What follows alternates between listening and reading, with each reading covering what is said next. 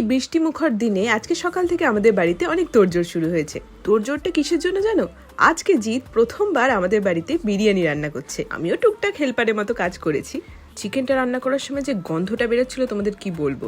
জিতের বানানো বিরিয়ানি আমি আগে খেয়েছি, সেজন্য আমি জানি জিৎ বিরিয়ানি বানাতে এক্সপার্ট। আজকে প্রথমবার আমার বাড়ির সবাইকে বিরিয়ানি করে খাওয়াচ্ছে।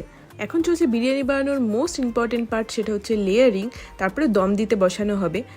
এসব দেখতে দেখতে আমি ভাবছিলাম বিরিয়ানি বানানোটা সত্যি একটা আর্ট। এই বিশেষ খাবারটি যে আমাদের এত পছন্দ তার কারণ হলো এর পেছনে সত্যি অনেক এফর্ট থাকে। এই দেখো আমাদের লেয়ারিং হয়ে গেছে, এবারে দম দিতে বসানো হয়ে গেল। তারপর আমি ভাবলাম কাবাবের সঙ্গে মশলা অনিয়ন খায় না, সেরকম একটা বানালে কেমন হয়। সেটাও বেশ ভালো হয়েছিল, তার সঙ্গে রায়তাও ছিল। বোঁদে দিয়ে রায়তাটা বানিয়েছিল জিৎ।